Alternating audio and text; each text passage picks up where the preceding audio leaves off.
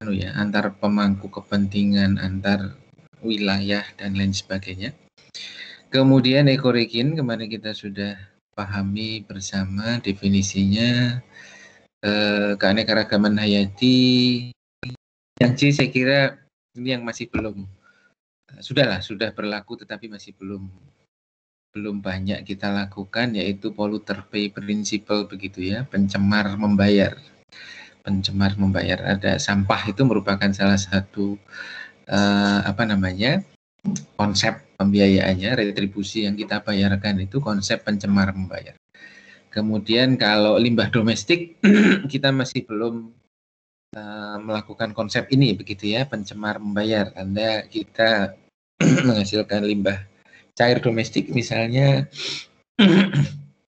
pada saat mencuci piring, pada saat membuang sisa makanan, tetapi yang masuk dalam saluran drainase itu masih belum membayar, walaupun itu bentuk pencemaran apa yang kita hasilkan begitu ya, limbah cair domestik. Kalau sampah kita sudah membayar dengan membayar retribusi.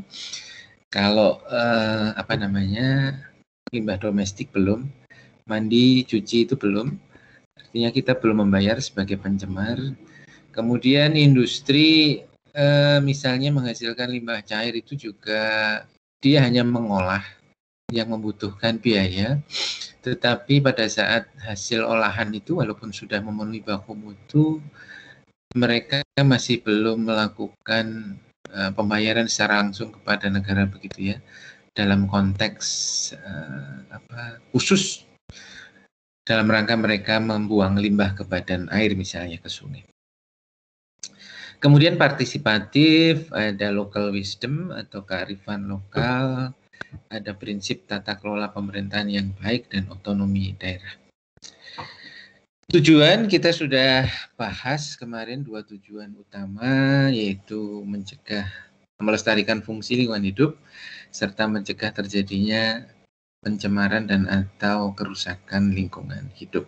Tetapi pada prinsipnya satu, ini yang tujuan besarnya begitu ya, melindungi negara Indonesia dari sama sih pada dasarnya pencemaran dan kerusakan lingkungan hidup, menjamin keselamatan kesehatan manusia, kemudian kehidupan makhluk hidup. D, menjaga kelestarian fungsi lingkungan hidup. Ada beberapa tujuan, keserasian. Nah ini yang F ini terkait dengan sustainability, menjamin terpenuhinya keadilan generasi masa kini dan masa depan. Kemarin sudah kita tekankan bahwa itu harus dalam kualitas yang sama begitu ya. Kuantitas jelas dan kualitasnya harus sama. Menjamin pemenuhan dan perlindungan hak atas lingkungan hidup sebagai bagian dari human rights begitu, hak asasi manusia. Pengendalian pemanfaatan sumber daya alam nanti akan kita lihat seperti apa, mewujudkan pembangunan berkelanjutan dan mengantisipasi isu lingkungan global. Saya kira tujuan-tujuan ini yang diterjemahkan, tetapi pada prinsipnya kemarin berasal dari 2 tujuan besar itu ya.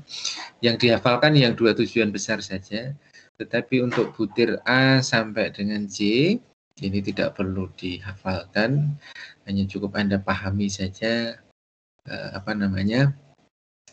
maksudnya apa, kemudian saya kira terkait dengan maksud sudah sangat bisa dipahami, hanya dibaca sajalah terkait dengan tujuan yang butir A sampai dengan butir C. Baik, jadi itu adalah pengantar untuk masuk di bagian ketiga. Jadi untuk bagian ketiga itu masuk di konteks perencanaan gitu ya, perencanaan dalam Undang-Undang 32 2009 begitu. Jadi kalau kita kembali lagi begitu ya. Jadi setelah ruang lingkup bab 3 itu ada perencanaan. Nah, ini adalah perencanaan di dalam Undang-Undang 32 2009 tentang perlindungan dan pengelolaan lingkungan hidup. Baik, tadi kita sudah sekilas melihat apa yang ada di dalam bagian 3, ruang lingkup PPLH. Kalau ini saya minta Anda bisa hafal begitu ya, yang tertuang di dalam pasal 4. Saya kira tidak susah untuk dihafalkan, hanya ada 6 lingkup begitu, dan mungkin ini menjadi satu hal yang yang nanti akan lebih mempermudah kita untuk mempelajari pasal-pasal selanjutnya begitu ya. Satu, lingkup perlindungan dan pengelolaan lingkungan hidup itu yang pertama perencanaan, kemudian pemanfaatan, pengendalian, pemeliharaan, pengawasan, dan penegakan hukum. Ini dalam konteks apa? Tentu saja dalam konteks sumber daya alam dan lingkungan. Jadi apa yang biasa kita lakukan, yang biasa kita kenal, itu adalah butir yang kedua.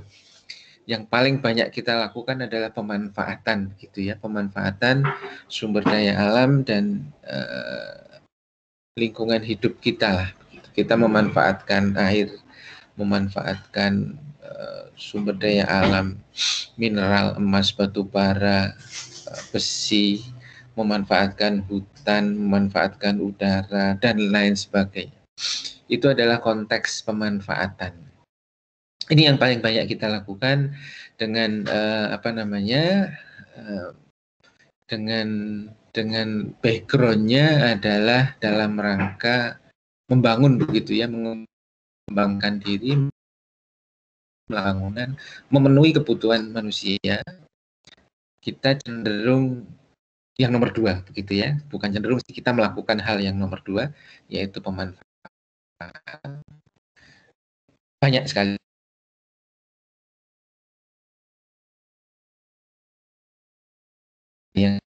Nah, sebelum kita melakukan kegiatan pemanfaatan itu terkait sumber daya alam, apa yang harus kita lakukan adalah melakukan perencanaan terlebih dahulu, gitu ya. Jadi merencanakan apa yang nanti akan kita manfaatkan, seberapa banyak kita boleh memanfaatkan, pemanfaatan itu dilakukan di mana saja, mana yang boleh dibudidaya, mana yang harus dikonserv, itu semua tertuang di dalam lingkup perencanaan, gitu ya.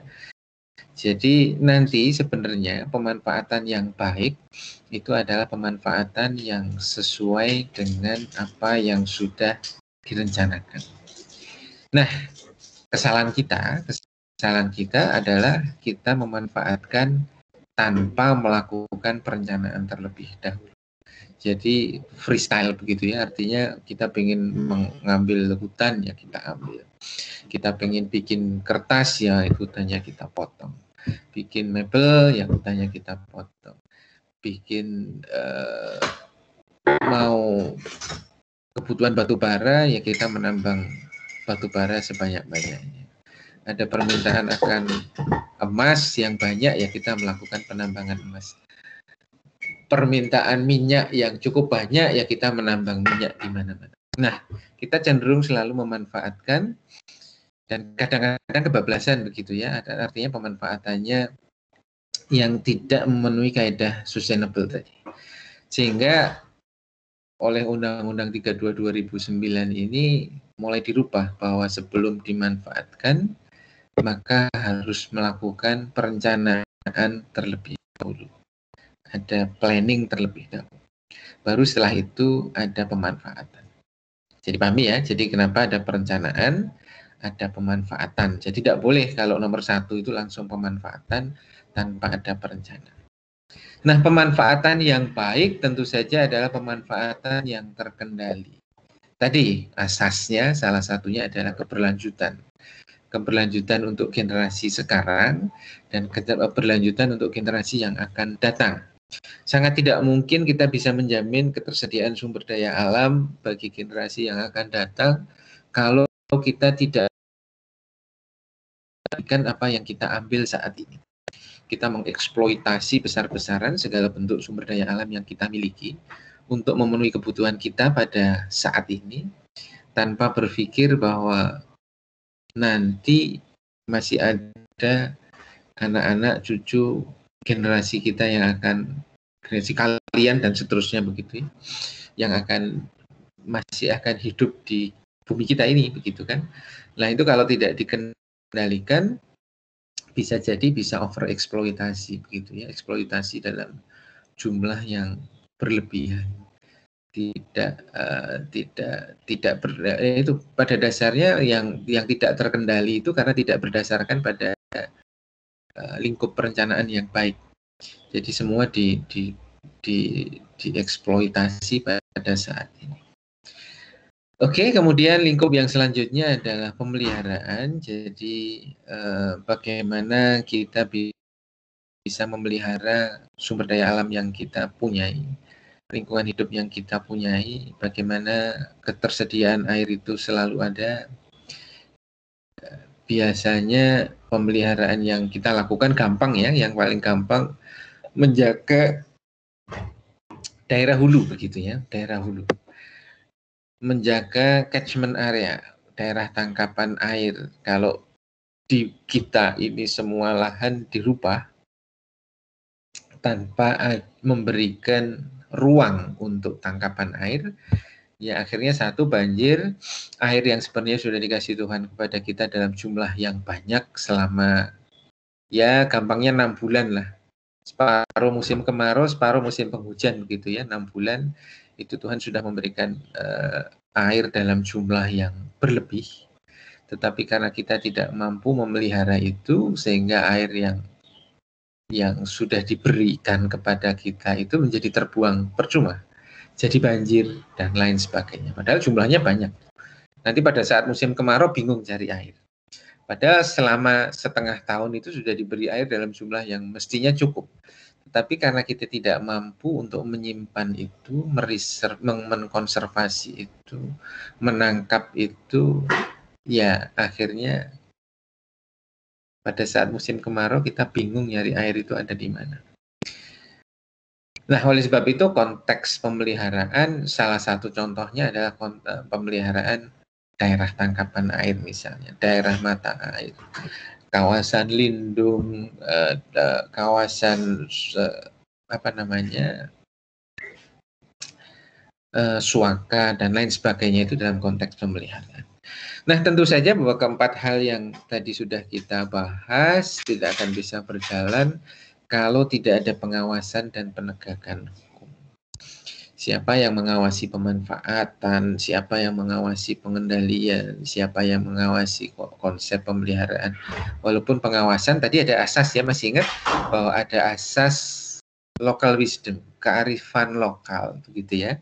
Ingat ya, tadi ada salah satu asas adalah asas local wisdom atau kearifan lokal. Pengawasan bisa dilakukan oleh pemerintah, bisa juga dilakukan oleh masyarakat. Jadi sudah sangat kita kenal banyak sekali kelompok masyarakat tertentu yang sudah bisa melakukan pengawasan mandiri terhadap lingkungan hidup, ekosistem di sekitar mereka, sehingga konsep sustainability-nya, asas keberlanjutannya bisa selalu mereka coba pertahankan, gitu ya. Walaupun itu tugas dan wewenang daripada negara kita, pemerintah, begitu ya, wewenang daripada pemerintah. Kemudian penegakan hukum tentu saja ini sepenuhnya wewenang dari pemerintah. Jadi walaupun ada hukum adat, tetapi pada dasarnya konsep yang dimaksudkan di sini adalah penegakan hukum yang bersumber dari pemerintah. Baik, jadi itu adalah lingkup PPLH atau lingkup perlindungan dan pengelolaan lingkungan hidup yang terdiri dari 6 begitu ya. Dimulai dari perencanaan. Anda bisa mulai kalau mengingat-ingat bisa start dari pemanfaatan. Bahwa kita saat ini dalam kondisi memanfaatkan sumber daya alam yang sebanyak-banyaknya begitu ya. Nanti bisa mengingat sebelumnya bahwa pemanfaatan yang baik harus didasarkan pada perencanaan. Bahwa pemanfaatan yang baik harus terkendali. Ini konteks pengendalian. Pemanfaatan yang baik harus memperhatikan konsep pemeliharaan gitu ya. Itu 4 yang sudah Anda ingat dulu. Tentu saja 4 itu bisa dilaksanakan kalau ada pengawasan dan penegakan hukum. Ya. Ada pertanyaan singkat sebelum kita lanjutkan ke perencanaan? Sudah jelas, jadi itu 6 ya. Harap ini, kalau ini saya strongly recommended untuk bisa Anda ingat begitu terkait dengan lingkup perlindungan dan pengelolaan lingkungan hidup. Nah, perencanaan itu yang tertuang di dalam pasal 5 Undang-Undang 32 2009. Ini ada 3 tahapan perencanaan yang dilaksanakan. Satu, melakukan tahapan inventarisasi lingkungan hidup. Yang kedua, menetapkan wilayah ekoregien. Jadi masih ingat ya, ekoregien itu apa? Kesamaan fisik, ciri, sosial, budaya, iklim, dan lain sebagainya. Kemudian yang ketiga adalah penyusunan RPPLH. RPPLH itu adalah rencana perlindungan dan pengelolaan terhadap lingkungan hidup, begitu ya. Jadi RPPLH. Ingat sekali lagi bahwa pemanfaatan harus didasarkan pada perencanaan yang baik, gitu ya. Pemanfaatan harus didasarkan pada perencanaan yang baik. Nah, di dalam Undang-Undang 32 2009 ini amanatnya untuk melakukan pemanfaatan maka harus disusun terlebih dahulu yang disebut sebagai RPPLH, Rencana Perlindungan dan Pengelolaan Lingkungan Hidup. Nah, untuk menyusun RPPLH itu tahapannya adalah melakukan inventarisasi lingkungan hidup yang pertama, yang kedua adalah menetapkan wilayah ekoregien. Yang dua hal ini kemudian dijadikan sebagai dasar untuk menyusun yang disebut sebagai RPPL. Nah, ini adalah proses menyusun inventarisasi lingkungan hidup. Proses inventarisasi lingkungan hidup satu dilakukan pada tingkat nasional, kemudian tingkat pulau atau kepulauan, dan yang selanjutnya adalah tingkat wilayah ekoregien. Tingkat wilayah ekoregien inilah yang nanti akan digunakan untuk menentukan daya dukung dan daya tampung lingkungan hidup. Masih ingat ya, di pasal ini tertuang di dalam pasal 5 dan pasal 6 Undang-Undang 32 2009. Apa yang dilakukan pada saat kita apa yang akan kita dapatkan pada saat melakukan proses inventarisasi lingkungan? Satu, potensi dan ketersediaan sumber daya alam. Kemudian jenis apa yang dimanfaatkan. Yang ketiga, bentuk penguasaannya seperti apa. Yang keempat, pengetahuan pengelolaan. Yang kelima adalah bentuk kerusakan. Yang keenam adalah konflik dan penyebab konflik yang timbul akibat pengelolaan. Nah, misalnya kita mencoba untuk berandai-andai begitu ya, membayangkan apa kita mencoba, kalian semua kan sudah pernah berada di Tembalang sebelum pandemi begitu ya. Sudah berada di Tembalang sebelum pandemi. Mungkin yang dari Semarang lebih memahami Tembalang, tetapi yang dari luar Semarang ya sudah mulai memahami Tembalang. Apalagi kalau kita melihat sejarah zaman dulu ya, sebelum Undip ada di Tembalang. Kita mencoba melihat melakukan inventarisasi lingkungan secara singkat begitu ya, terkait dengan lingkungan di kawasan Tembalang, di sekitar Undip gitu. Apa yang bisa Anda temukan terkait dengan potensi dan ketersediaan? Misalnya, di Tembalang. Tembalang itu punya potensi sumber daya alam apa? Kemudian yang tersedia apa? Apa kira-kira? Ada yang mencoba menjawab?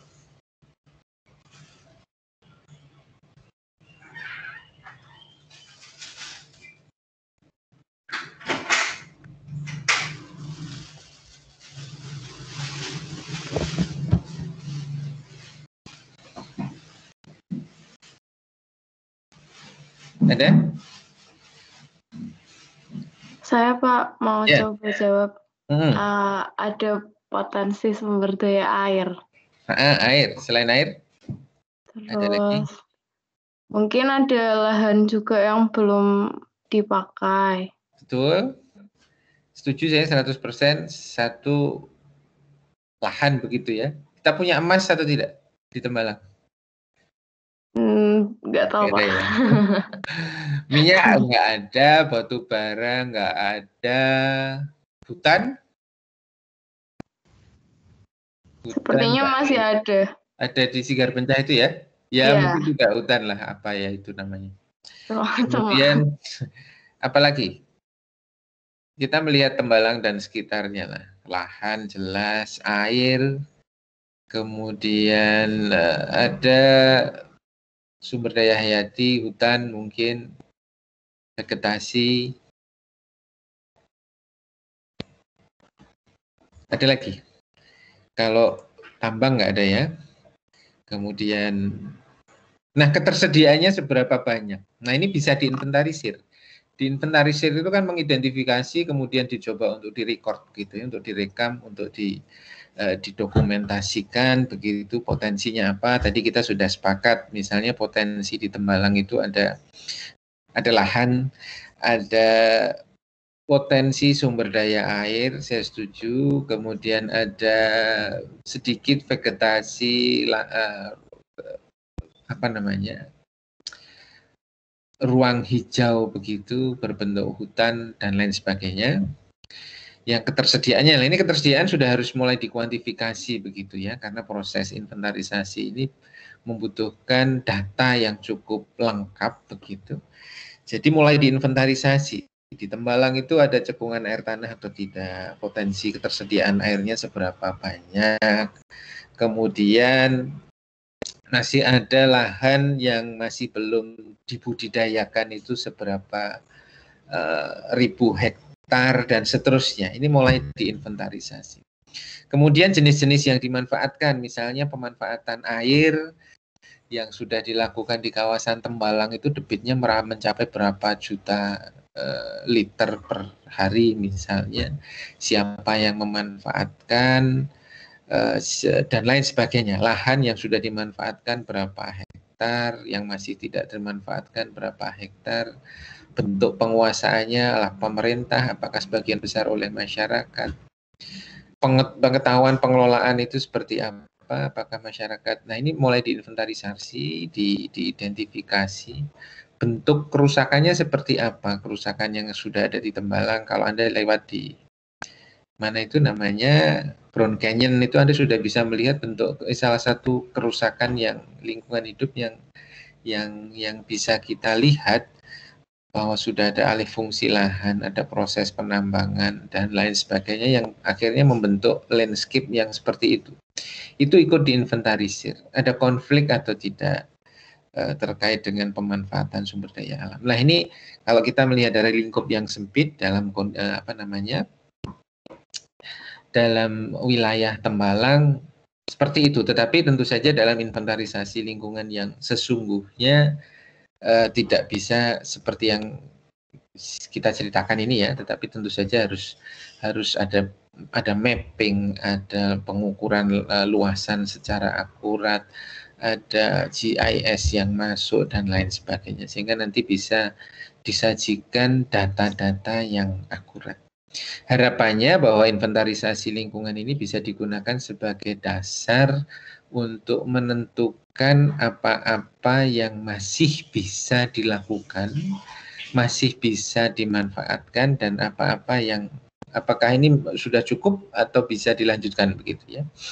Jadi misalnya hasil inventarisasi lingkungan di Tembalang bahwa ketersediaan airnya sekian, kemudian yang bisa dimanfaatkan berapa, masih ada sisa berapa, apakah balance-nya masih surplus atau sudah minus.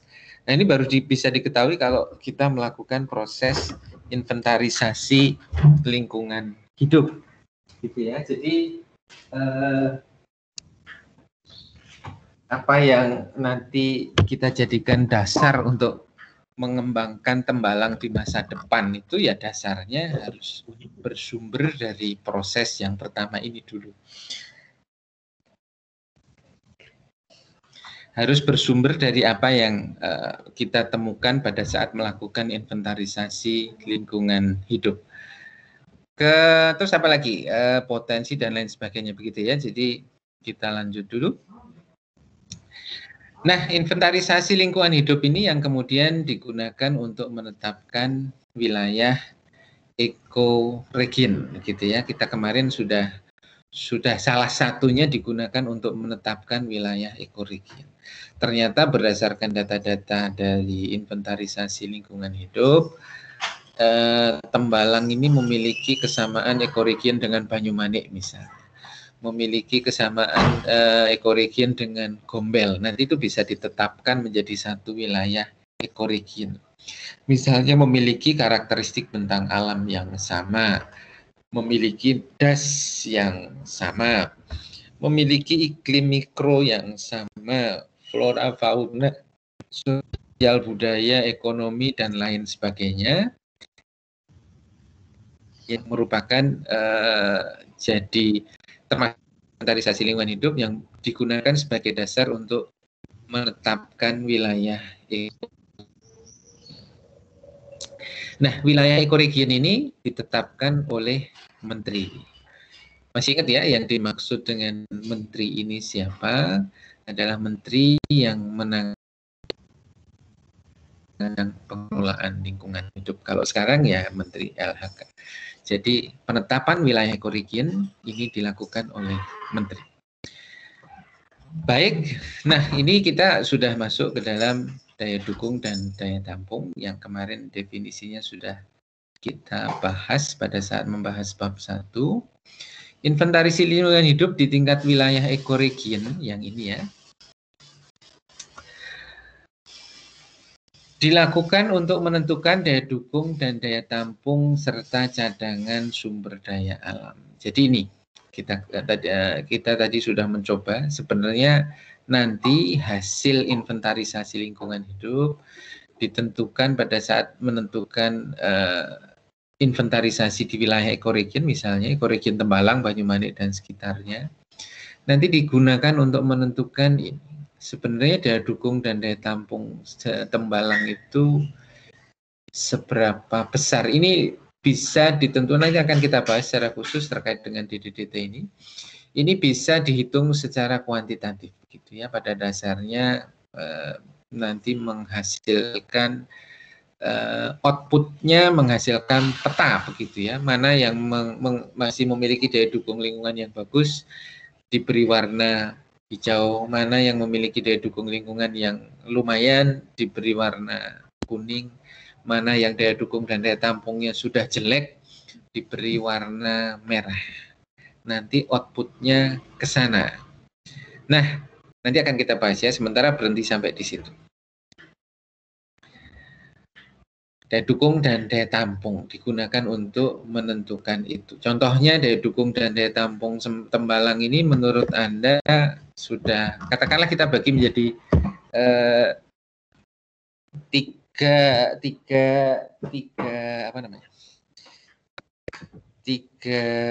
tiga bagian lah, atau tiga karakter begitu ya. Satu, daya dukung dan daya tampungnya bagus, warnanya hijau.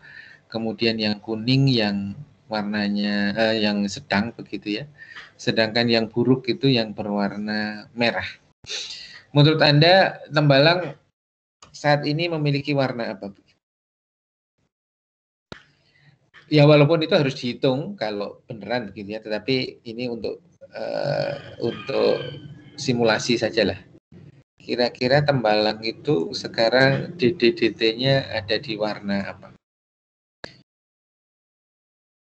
Ada yang mencoba berpendapat? Apakah masih hijau? Ataukah masih kuning? Sudah kuning atau bahkan sudah merah? Kalau dengan Undip yang off sementara saat ini. Saya sebagai orang Tembalang ini membaik begitu ya. Membaik begitu karena daya dukung daya tampung itu bisa dilihat dari banyak, misalnya daya dukung terhadap pertanian, daya dukung terhadap dan lain sebagainya begitu ya. Kalau misalnya kita melihat daya dukung terhadap traffic, Tembalang membaik dibandingkan pada saat kita masih aktif dulu. Daya dukung daya tampung udaranya juga lebih baik dibandingkan saat kita masih aktif dulu.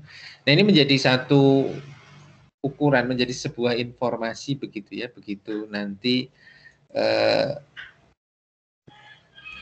hasil daripada daya dukung daya tampung itu sudah dipublish begitu, sudah dirilis, nanti menjadi satu informasi yang berguna bagi perencana begitu. Perencana dalam hal ini adalah pemerintah daerah, misalnya Kota Semarang begitu ya. Apakah Tembalang ini masih terus akan dikembangkan sedemikian rupa, terus ditambah permukimannya, terus ditambah untuk peruntukan-peruntukan yang lain, atau sudah cukup. Nah, ini yang tentu saja prosesnya harus dimulai dari ini. Tadi kita sudah mencoba membuat simulasi begitu ya, membuat simulasi mulai dari inventarisasi lingkungan, kemudian menetapkan wilayah ekoregion sampai untuk menentukan daya dukung dan daya tampung. Informasi ini yang nanti digunakan untuk menyusun ini RPPLH begitu ya, Rencana Perlindungan dan Pengelolaan Lingkungan hidup. Jadi prosesnya dimulai dari inventarisasi lingkungan, penetapan wilayah ekoregion termasuk DDDT-nya, kemudian digunakan sebagai menyusun RPPLH. Ingat bahwa ini masih di konteks di lingkup perencanaan begitu ya, merencanakan. Jadi RPPLH itu semacam buku acuan, buku pedoman yang dimiliki oleh nasional, yang tertuang di dalam RPPLH nasional, yang berupa peraturan pemerintah, kemudian RPPLH provinsi yang dituangkan di dalam peraturan daerah atau perda, kemudian RPPLH kabupaten yang juga dituangkan di dalam peraturan daerah. Dalam hal ini yang satu perda provinsi, yang satu perda kabupaten atau kota, begitu ya. Nah, sayangnya begitu ya, sayangnya bahwa belum banyak daerah yang memiliki RPPLH begitu ya, yang memiliki RPPLH. Belum semua daerah menyusun RPPLH. Semarang ini belum punya setahu saya, kemudian masih banyak yang belum punya. Jawa Tengah itu juga belum punya RPPLH provinsi. Padahal RPPLH ini yang digunakan sebagai dasar untuk merencanakan pemanfaatan sumber daya alam yang kita miliki begitu ya. Nah, oke, kalau dimulai dari RPPLH nasional, PP itu dasarnya adalah digunakan data yang bersumber dari inventarisasi di tingkat nasional. Jadi pemerintah pusat melihat Jawa itu masih memiliki sumber daya alam apa, Sumatera apa, Kalimantan apa, Sulawesi apa, Papua apa, dan yang lain juga apa, ketersediaannya seberapa besar, potensi kerusakannya seperti apa, itu kan semua sudah tertuang di dalam inventarisasi lingkungan hidup nasional. Nanti RPPLH nasional itu akan mengatur, oh yang masih bisa ditambang itu di Kalimantan bagian ini, yang masih bisa dilakukan budidaya X itu di Sumatera bagian ini. Nah, itu akan tertuang di dalam sebuah map gitu ya, dalam peta yang mana-mana boleh dijadikan sebagai budidaya, mana yang sudah masuk di dalam kawasan konservasi begitu. Perda juga sama untuk provinsi dan kabupaten. Yang provinsi misalnya sumbernya dari RPPH nasional. Kemudian provinsi juga melakukan inventarisasi tingkat pulau, kepulauan, Pulau Jawa misalnya sumbernya dari situ. Kemudian inventarisasi tingkat ekoregion. Demikian juga yang kabupaten kota juga melakukan hal yang sama, yaitu melakukan inventarisasi tingkat pulau kepulauan sebagai dasar untuk menentukan RPPLH-nya Kota Semarang misalnya. Dasarnya adalah dari RPPLH provinsi dan tingkat ekoregion di masing-masing wilayah. Nah, apa yang menjadi input begitu ya, adalah keragaman karakter dan fungsi ekologis, sebaran penduduk, potensi sumber daya alam. Pada dasarnya apa-apa yang tertuang di dalam inventarisasi nasional begitu, inventarisasi lingkungan hidup begitu ya. Aspirasi masyarakat dan perubahan iklim. Nah, ini nanti yang baru kemudian dituangkan di dalam RPPLH.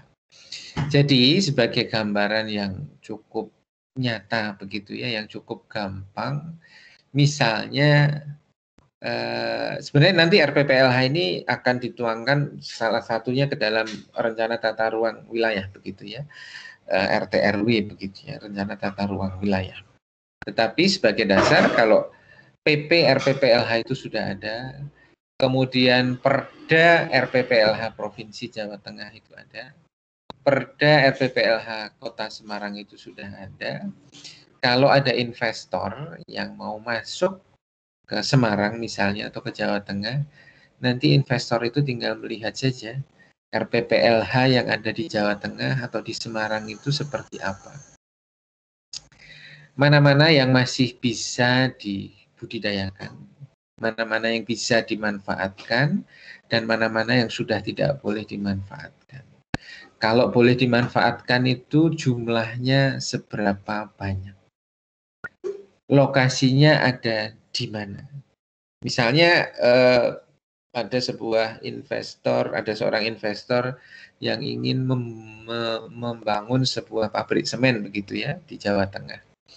Nanti si investor itu akan melihat di dalam RPPLH Provinsi Jawa Tengah misalnya. Masih ada nggak sih cadangan batu kapur atau gunung kapur yang bisa saya tambang? Dibukalah RPPLH itu. Oh ternyata ekstrimnya misalnya sudah tidak ada. Karena berdasarkan inventarisasi lingkungan hidup yang sudah dilakukan, kerusakannya sudah bisa teridentifikasi yang kemudian dituangkan di dalam RPPLH, bahwa Jawa Tengah sudah tidak memungkinkan dilakukan penambangan kapur yang digunakan untuk pabrik semen. Ya udah selesai, bahwa investor itu tidak akan memilih Jawa Tengah untuk berinvestasi. Nanti dia akan membuka RPPLH-nya Jawa Timur misalnya. Jawa Timur masih ada nggak ya begitu, buka lagi RPPLH-nya. Oh ternyata di Jawa Timur masih ada, di Tuban misalnya. Diperbolehkan untuk melakukan penambangan semen, batu kapur. Dilihat lagi kapasitasnya berapa. Misalnya kapasitasnya hanya sekian juta ton per tahun dan hanya bisa ditambang untuk waktu 2 tahun. Wah nanti investor itu akan berpikir lagi, kalau hanya 2 tahun, wah ini tidak ekonomis. Saya membutuhkan semen dengan perkiraan saya bisa balik modal itu kalau bisa menambang sekian juta ton per tahun selama 10 tahun misalnya. Wah berarti Jawa Timur nggak bisa lagi. Nanti dia akan mencari pembuka lagi RPPLH di Jawa Barat. Dan seterusnya. Jadi itu sebenarnya gambaran daripada fungsi RPPLH. Kalau memang sudah tidak diperbolehkan, ya mereka akan mencari tempat-tempat di mana masih dimungkinkan ada kegiatan budidaya, ada kegiatan eksploitasi, ada kegiatan pemanfaatannya budidaya itu ya, untuk batu kapur misalnya, untuk digunakan sebagai pabrik semen. Nah, nanti akhirnya dia ketemu di Sumatera Selatan misalnya, di situ masih ada, misalnya ya, bisa beroperasi di situ. Nah, Jawa ini akan aman. Nah, itulah fungsinya RPPLH. Jadi tidak freestyle bahwa oh ternyata di situ ada batu kapur. investor ngelamar untuk masuk, pemerintahnya sama-sama tidak tahu itu masih baik untuk ditambang atau tidak. Nggak ada data, nggak ada story, nggak ada informasi bahwa itu yang ditambang jenisnya apa, apakah termasuk kapur itu kan ada yang masuk kelas 1 yang disebut sebagai kars begitu ya. Kelas 2, kelas 3 mana yang bisa dibudidayakan. Nah, kalau itu tidak diketahui, akhirnya batu kapur kelas 1 kars yang semestinya merupakan daerah konservasi, yang semestinya harus dikonserv, tidak boleh dibudidaya, maka ikut terbudidaya begitu ya. Akhirnya terjadilah kerusakan lingkungan hidup gitu ya. Nah, itu karena pemerintahnya juga sama-sama tidak tahu sebenarnya sumber daya yang tersedia di wilayah masing-masing itu jenisnya apa, karakteristiknya seperti apa dan lain sebagainya. Nah, itulah pentingnya RPPLH, merencanakan. Lah, merencanakan yang baik tentu saja harus punya data yang cukup bagus. Nah, untuk punya data yang bagus, yaitu tadi prosesnya harus melakukan proses inventarisasi lingkungan hidup. Betul-betul dikaji semua apa yang saya miliki di daerah saya, sumber daya apa yang ada di saya, di Kota Semarang misalnya, kemudian sumber daya itu jumlahnya berapa, jenisnya apa, karakternya masih bisa dibudidaya atau tidak, kalau bisa dibudidaya berapa banyak yang boleh dimanfaatkan, kira-kira nanti bisa renewable atau tidak. Nah, itu harus dihitung betul, dikaji betul, diinventarisir betul-betul yang digunakan untuk melakukan kegiatan penyusunan RPPLH. Termasuk tadi ya, menginventarisir wilayah ekoregion, menentukan daya dukung dan daya tampung, dan lain sebagainya. Sehingga nanti pada saat kita memanfaatkan betul-betul mengambil dari buku ini, dari buku putih ini, katakanlah RPPLH ini, mana-mana yang di Jawa Tengah masih ada dibolehkan budidaya ini, sehingga nanti investor akan lari ke Jawa Tengah. Di Papua yang boleh dibudidaya ini dan lain sebagainya. Nanti sudah bisa terpetakan dengan lebih baik. Nah, sekarang kan kita tidak begitu, jadi artinya bahwa investor itu mencari-cari sendiri sana sini, mana yang dia lihat sebagai potensi untuk bisnis dia datangi. Pemerintah kalau itu melihat sebagai potensi untuk meningkatkan PAD ya dia izinkan, tanpa melihat keberlanjutan, sustainability dan lain yang asas-asas tadi ya, asas-asas itu yang tidak dilihat begitu. Oleh sebab itu ini menjadi satu poin penting bahwa RPPLH ini harus tersusun dengan baik sebelum kita memanfaatkan sumber daya. Bisa dipahami ya, kira-kira konteks perencanaan sampai dengan tersusunnya RPPLH itu seperti fungsinya apa? Ada komen, pertanyaan, silakan.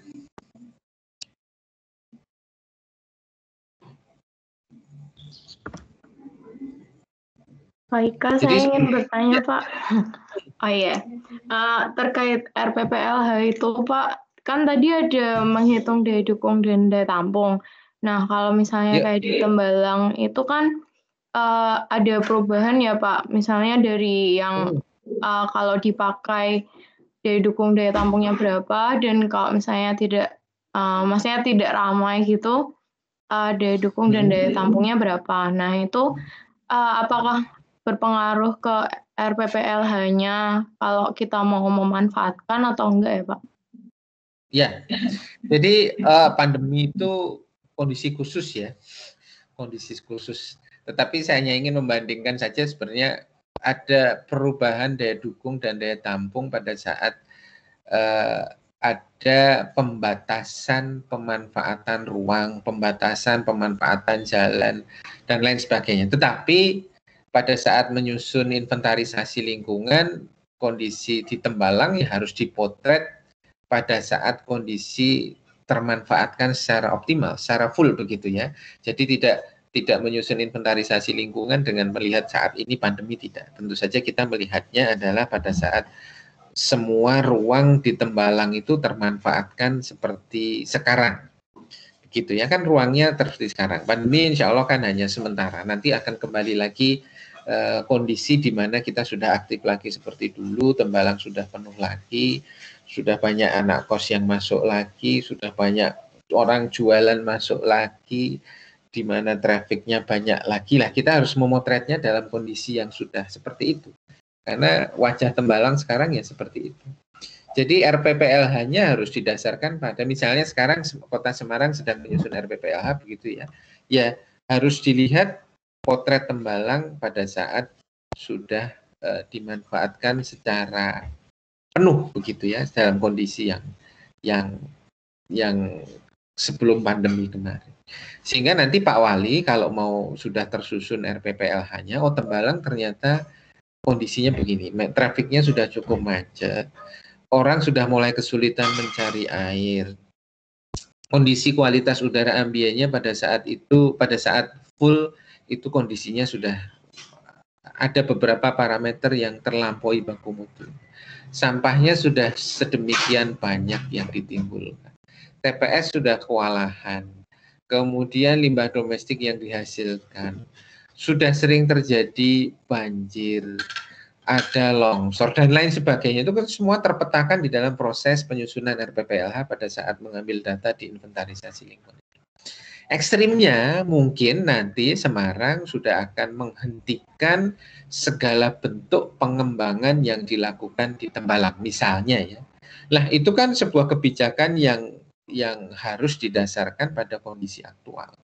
Jadi Semarang misalnya Pak Wali, Tembalang sudah moratorium untuk pengembangan perumahan. Sementara sekarang kan perumahan banyak begitu ya, tumbuh di Banyumanik, di Tembalang. Selalu tumbuh freestyle begitu, ada lahan kosong, ada investor punya duit, jadikan klaster ini, klaster itu, klaster ini, klaster itu, tanpa pernah menghitung sebenarnya air yang dibutuhkan oleh orang-orang yang nanti akan di situ itu masih cukup atau tidak.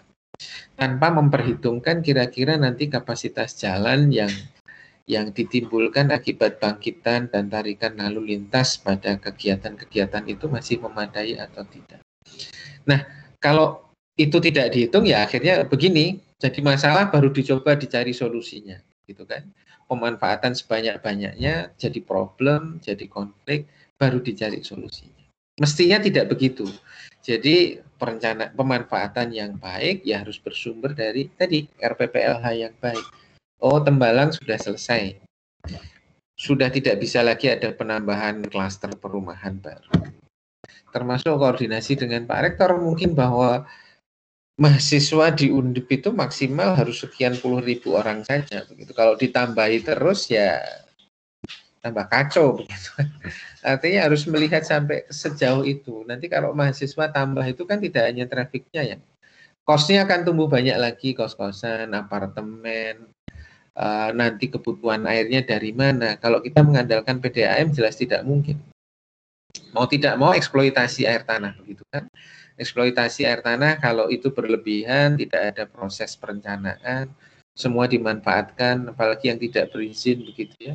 Pokoknya dibur sebanyak-banyaknya ya akhirnya itu. Nah itulah mulai saya harap Anda sudah mulai memahami ya kalian bagaimana RPPLH itu memiliki peran yang cukup strategis pada saat pemerintah daerah, pemerintah pusat ini akan mengeluarkan kebijakan terkait dengan pemanfaatan lahan misalnya, mengizinkan sebuah investasi tertentu, mengizinkan investor untuk masuk, mengizinkan sebuah budidaya tertentu dan lain sebagainya, ya harus didasarkan pada kemampuan si lingkungan hidup kita, yaitu diterjemahkan dalam bentuk daya dukung dan daya tampung itu, yang secara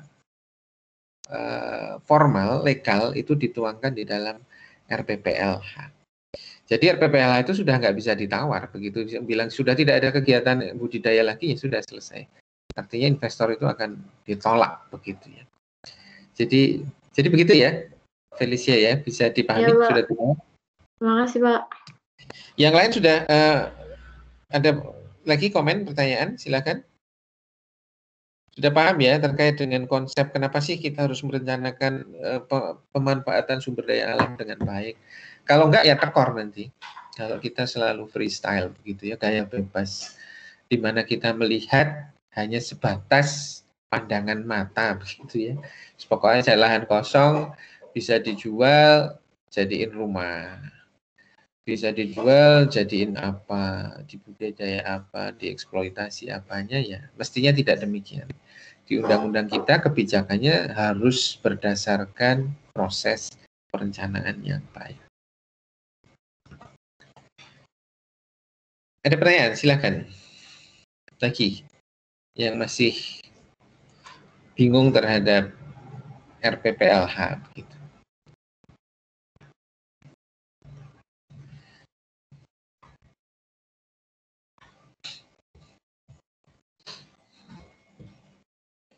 Sudah jelas? Sudah, Pak.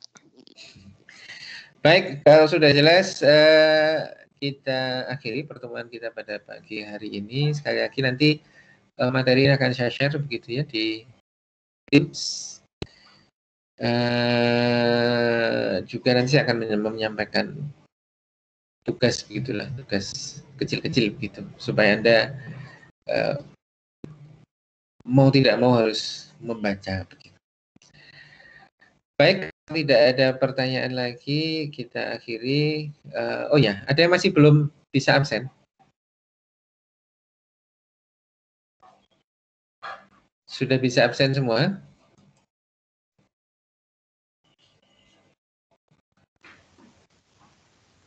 Sudah ya, jadi yang sudah hadir di sini sudah bisa absen semua ya? Baik, kalau tidak ada yang mau absen dan tidak ada yang bertanya lagi, kita akhiri pertemuan kita pagi hari ini. Insya Allah kita ketemu lagi minggu depan di waktu yang sama. Assalamualaikum warahmatullahi wabarakatuh. Waalaikumsalam warahmatullahi wabarakatuh. Terima kasih, Pak. Ya, sama-sama.